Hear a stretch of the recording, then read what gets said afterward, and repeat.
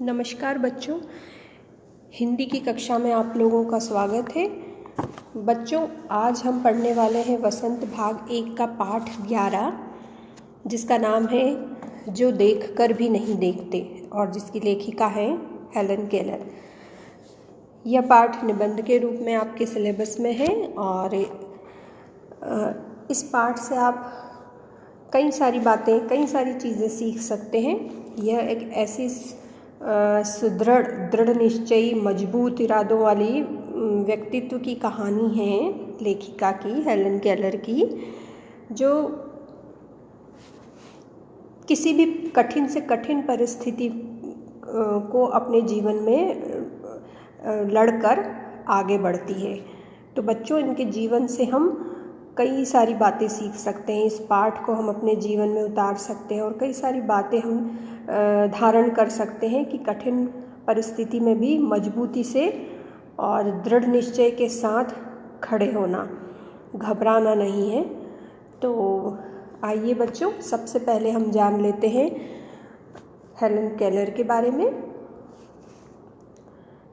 Helen Adams Keller, जिनका जन्म 27 जून 1880 को और जिनकी मृत्यु 1 जून 1968 को हुई, यह एक अमेरिकी लेखक, राजनीतिक कार्यकर्ता और आचार्य थी। वह कला स्नातक की उपाधि अर्जित करने वाली पहली बधिर और दृष्टिहीन महिला थी। बच्चों, यह बधिर और दृष्टिहीन महिला थी, मतलब कि इन्हें दिखाई और सुनाई नहीं देता था। एनी सुलेवन के प्रशिक्षण में 6 वर्ष की अवस्था से शुरू हुई और 50 वर्षों के साथ में हेलन सक्रियता और सफलता की ऊंचाइयों तक पहुंच गई।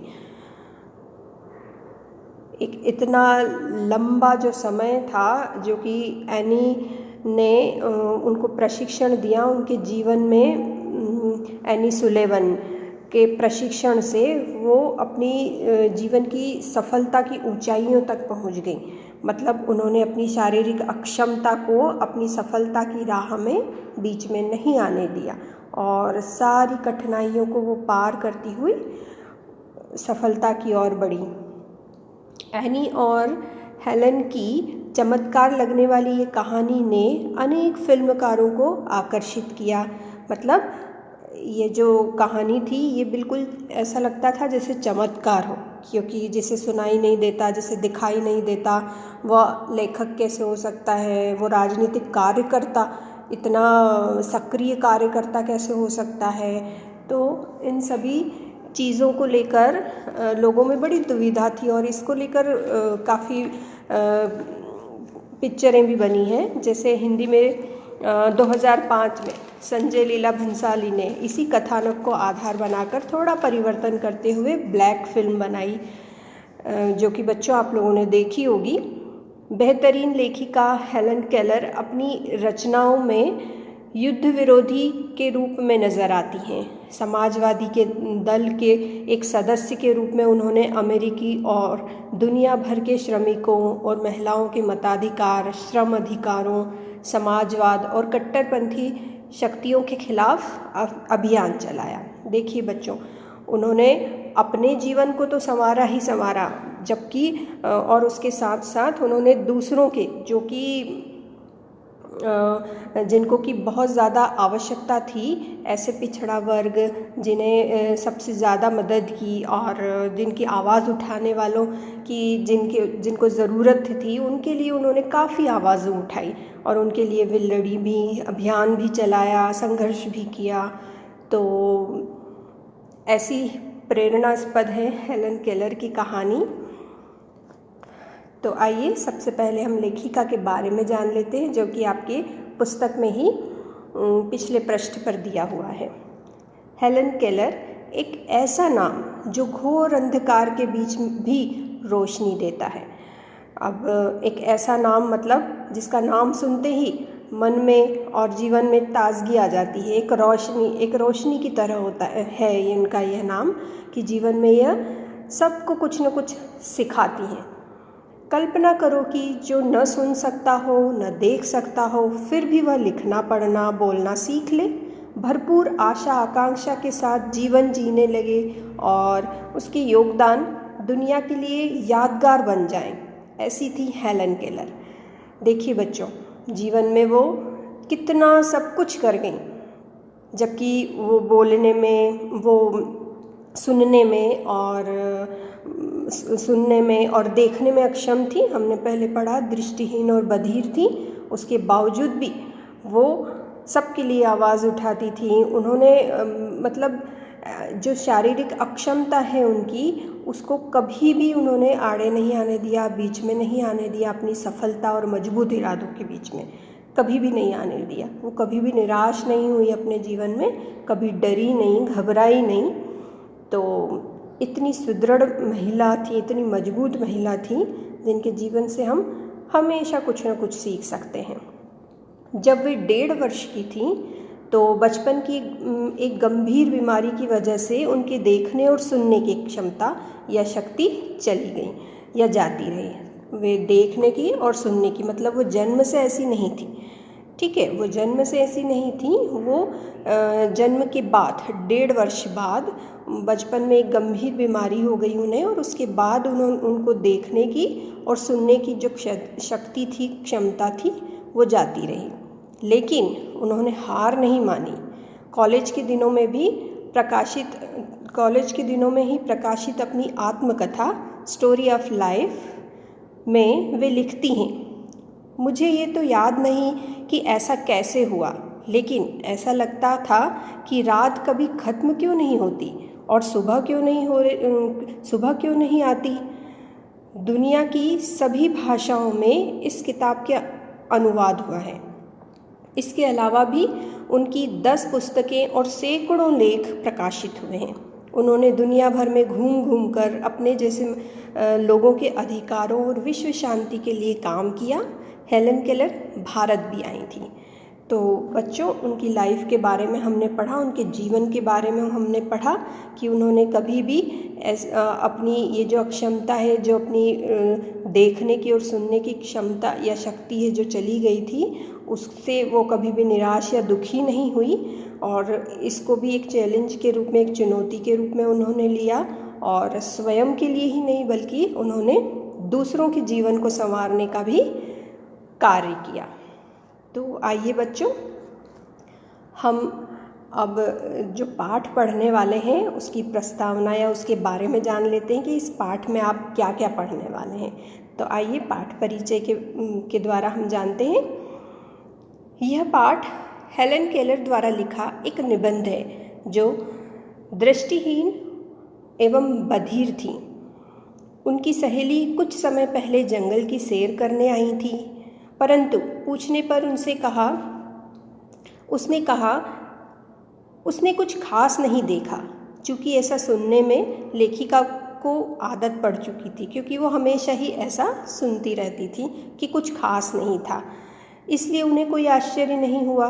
साथ ही उन्हें यह भी लगता था कि कोई इतना घूमकर भी विशेष चीज़ कैसे नहीं देख सकता, जबकि वे अंधी या दृष्टिहीन होते हुए भी सब कुछ देख लेती थी। सब कुछ देखने में वो समर्थ थी। वो ये फील या एहसास या महसूस कर लेती थी कि पानी है, झरना है, नदी है, पेड़ है, ये सब कितने खूबसूरत और प्राकृतिक जो सौंदर्य है वो उसे महसूस कर लिया करती थी। उनके अनुसार जिनकी आँखें होती हैं वे लोग बहुत ही कम देखते हैं। वे प्रकृति को लेकर असंवेदनशील होते हैं। मनुष्य के पास जिस चीज़ की कमी होती है वह उसे प्राप्त करने के लिए लालयित रहता है। ईश्वर से मिली दृष्टि को मानव एक साधारण सी चीज़ समझकर उसका उचित प्रयोग नहीं करता है, जबकि इसके उचित प्रयोग से जीवन में खुशियों के इंद्रधनुषी रंग भरे जा सकते हैं। देखिए बच्चों, कितनी सुंदर बात है कि जो चीज़ हमारे पास है हम उसका मूल्य नहीं समझते। अब देखिए, उन्होंने अंत में ये कितनी अच्छी लाइन लिखी है कि दृष्टि जो है ईश्वर से मिली हुई हमें वो देन है, वो वरदान है, जिससे हम यह खूबसूरत, ये इतना सुंदर संसार जो है उसकी खूबसूरती है, सकारात्मकता है, ये सब हम महसूस कर सकते हैं, देख सकते हैं। और जिनके पास ये आँखें नहीं हैं उनके लिए तो ये सब कुछ नहीं है। फिर भी वो देखिए हेलन केलर जो हैं वो ये सब महसूस भी करती थी, देखती भी थी। तो जिनके पास जो चीज़ होती है वो उसका मूल्य नहीं पहचानते, और यदि वे मूल्य उसका पहचाने तो अपने जीवन को वे कितना संवार सकते हैं, खुशियाँ ही खुशियाँ प्राप्त कर सकते हैं। तो बच्चों आइए अब हम शुरू करते हैं पाठ 11, जो देखकर भी नहीं देखते।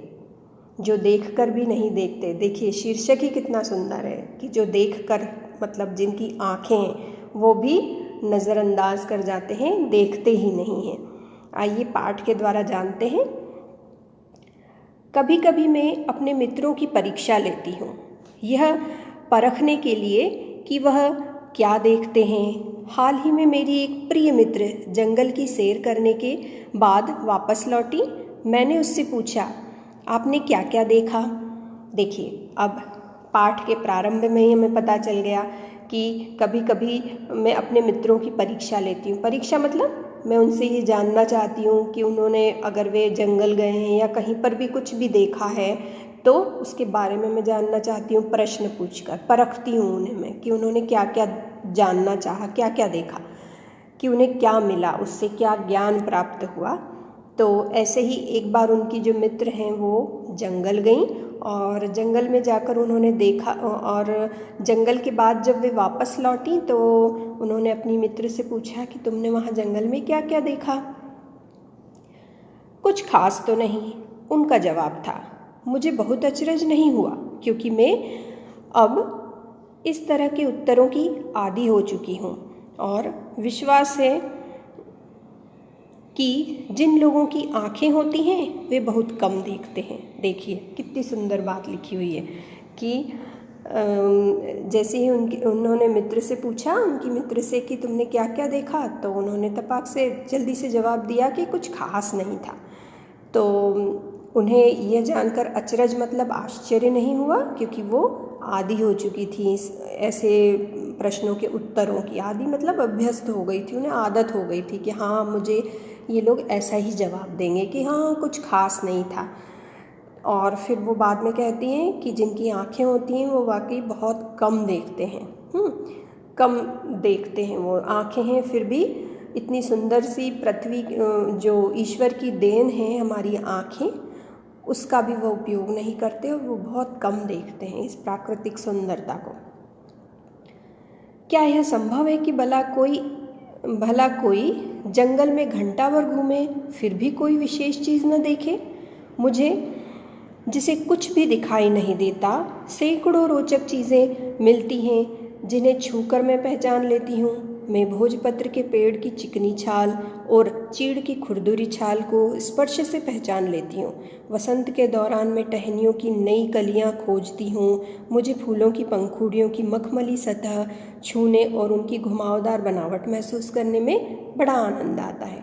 देखिए अब वो ये कह रही हैं कि ऐसा भला कैसे संभव है, कैसे ये ऐसा हो सकता है कि कोई घंटा भर जंगल में घूमे, दिन भर जंगल में घूमे और उसे कुछ भी ऐसा नहीं दिखाई दे, कुछ खास नहीं कह दे, बस वो इतना छोटा सा उत्तर दे दे कि कुछ खास नहीं। ऐसा कैसे संभव है? ऐसा हो ही नहीं सकता। अब वो अपना खुद का ही उदाहरण देते हुए बोलती हैं कि देखो मैं अपना ही उदाहरण देती हूँ कि जिसे मुझे कुछ दिखाई नहीं देता, उसके बावजूद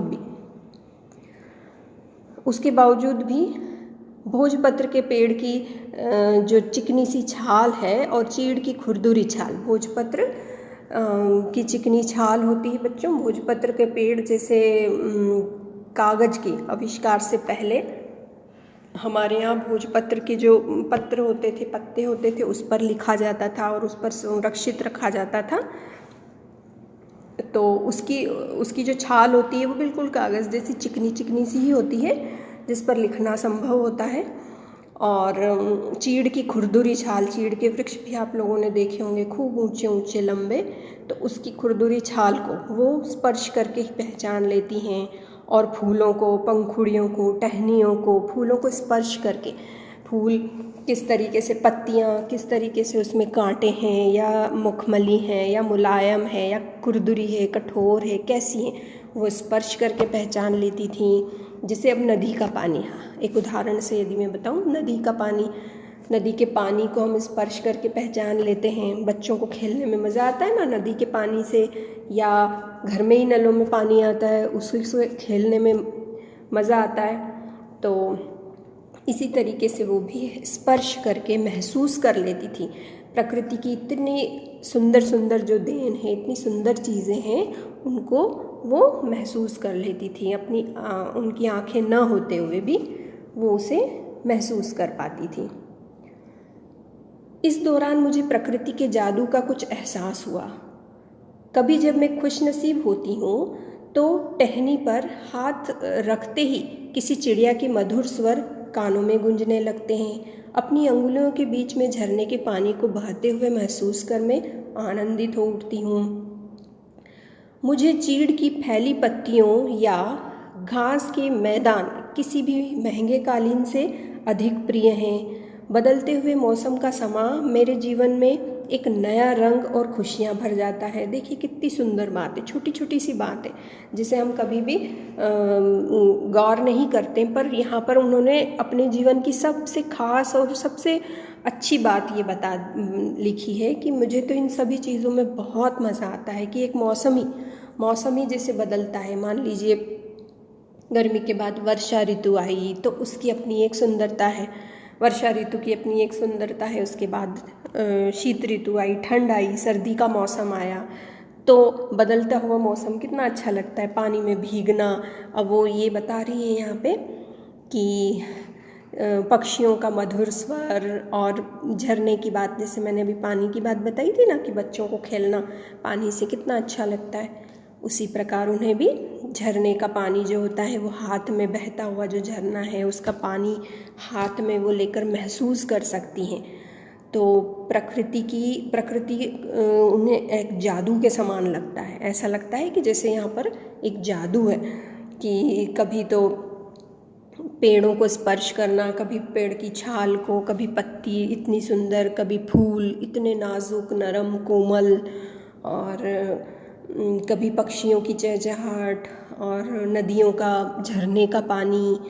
तो घास के बारे में भी उन्होंने लिखा है कि घास का मैदान उन्हें महंगे कालीन से भी ज़्यादा पसंद है। कालीन पर जैसे चलना हमें कितना अच्छा लगता है, घर में कालीन सभी के पास होता है, पर उनके लिए तो घास का जो वो मैदान है वो भी महंगे से महंगे कालीन से भी ज़्यादा खुशी देता है उन्हें, क्योंकि वो प्रकृति को बहुत प्रेम करती हैं। प्रकृति की सुंदरता को, खूबसूरती को वो महसूस कर सकती हैं कि हमारी प्रकृति ने हमें कितना कुछ दिया है, उसको हमें संजो कर, संभाल कर रखना चाहिए।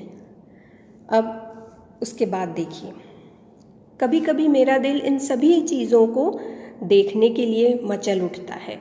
देखिए यहाँ पर लिखा है उन्होंने कि कभी कभी ऐसा मन होता है कि पानी है या पेड़ हैं या पेड़ की छाल है या सुंदर सी पत्तियां हैं। पत्तियों को भी देखिए, पत्तियों को भी आप छू कर, कभी आप भी ऐसा कर सकते हैं कि आंखें बंद करके, मान लीजिए सिर्फ स्पर्श कर रहे हैं, आप छू रहे हैं आंखें बंद करके, तो पत्तियों की जो बनावट है उसको भी आप महसूस कर सकते हैं कि वो गोल हैं, कि वो घुमावदार हैं, कि वो लंबी हैं, कैसी है, किस तरीके की, बड़ी हैं, छोटी सी पत्तियां हैं, और उनकी बनावट कैसी है, और कैसी मुलायम है, नाजुक है बिल्कुल, कि थोड़े थोड़े से कांटे हैं उस पर।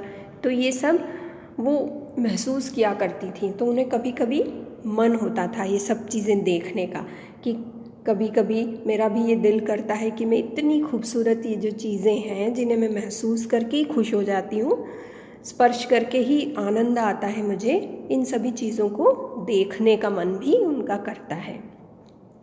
उनका मन भी ये सब चीज़ें निहारने का और देखने का करता है। अगर मुझे इन चीज़ों को सिर्फ छूने भर से इतनी खुशी मिलती है तो उनकी सुंदरता देखकर तो मेरा मन मुग्ध ही हो जाएगा। देखिए मैंने अभी हाल ये कहा कि सिर्फ स्पर्श कर लेने से, महसूस कर लेने से वो ये इतनी खुश हो जाती हैं, उनका मन जो है वो इतना खुश हो जाता है कि प्रकृति इतनी सुंदर है, जिन्होंने हमें, ईश्वर ने हमें इतनी सुंदर देन दी हुई है कि हम इतना सुंदर जो उनका रचाया संसार है उसे हम देख सकते हैं, उससे हम कई सारी चीज़ें प्राप्त कर सकते हैं। तो फिर देखिए, यदि हम वो ये सब चीज़ यदि देख सकती तो उनका मन कितना मुग्ध हो जाता। परंतु जिन लोगों की आँखें हैं वे सचमुच बहुत कम देखते हैं। इस दुनिया के अलग अलग सुंदर रंग उनकी संवेदना को नहीं छूते। मनुष्य अपनी क्षमताओं की कभी भी कद्र नहीं करता। वह हमेशा उस चीज़ की आस लगाए रहता है जो उसके पास नहीं है। देखिए कितनी खूबसूरत बात है और कितनी गहरी बात लिखी हुई है कि जो चीज़ हमारे पास है हम उसकी कदर नहीं करते, उसकी वैल्यू या उसका मूल्य नहीं समझते कि हमारे पास वो चीज़ है तो हम उस चीज़ को लेकर खुश हों, ये कभी नहीं सोचते। बल्कि जो चीज़ नहीं है हम उसी के पीछे भागते हैं कि अरे ये चीज़ मेरे पास क्यों नहीं है। और ये आज हम पेपर में पढ़ें, समाचार पत्रों में पढ़ें या हम टीवी में देखें, समाचारों में सुने, तो हमेशा हर जगह बस यही बात दिखाई देती है। हर जगह बस यही है कि जो चीज़ हमारे पास नहीं है उसको पाने के लिए फिर इंसान क्या क्या कर गुजरता है, चोरी चकारी तक कर देता है वो। तो कहने का तात्पर्य यही है कि जो चीज़ हमारे पास है हमें उसके लिए शुक्रगुजार होना चाहिए, उसके लिए हमें धन्यवाद देना चाहिए ईश्वर का, प्रकृति का, कि ये सब चीज़ें हमारे पास है। अब जिसके पास मान लीजिए नहीं है, आप उनसे पूछिए जिनके पास दृष्टि नहीं है, उनसे पूछिए जो सुन नहीं सकते, देख नहीं सकते, उनके लिए ये संसार बिल्कुल काला, इससे लगता है जैसे रात है, अंधेरा है। ठीक है, तो हमें हमारे पास जो है उसको लेकर खुश होना चाहिए। ये कितने दुख की बात है कि दृष्टि के आशीर्वाद को लोग एक साधारण सी चीज़ समझते हैं, जबकि इस नियामत से ज़िंदगी को खुशियों के इंद्रधनुषी रंगों से हरा भरा किया जा सकता है। देखिए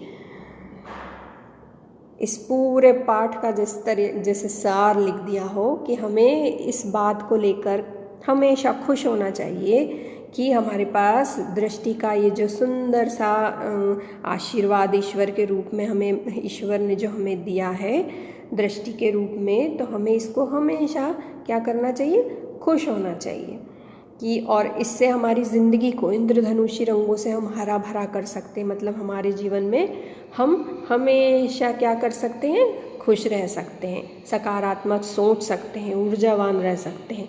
छोटी छोटी सी बातों में जीवन में घबराने वाला इंसान फिर कैसे सफलता प्राप्त करेगा। तो हमें इस पाठ से भी ये सीख मिलती है कि हम छोटी छोटी चीज़ों से घबराएं नहीं। ज़िंदगी में कई सारी मुश्किलें, कठिनाइयाँ, परेशानियाँ आएंगी, अवश्य आएंगी, पर इसका ये अर्थ या तात्पर्य नहीं है कि हम उसको देखकर प्रयास करना छोड़ दें। हमें निरंतर प्रयास भी करना चाहिए और जीवन में सकारात्मक सोच रखनी चाहिए, खुश रहना चाहिए कि हमारे पास जो है उसके लिए हम खुश हों, ईश्वर का धन्यवाद करें। तो बच्चों, आशा करती हूँ मैं कि ये पाठ पढ़कर समझकर आपको बहुत अच्छा लगा होगा और आशा है कि आप इस पाठ से सीखेंगे और हेलन केलर के जीवन से आप प्रेरणा लेंगे और उनके गुणों को आप अपने जीवन में धारण करेंगे। धन्यवाद बच्चों।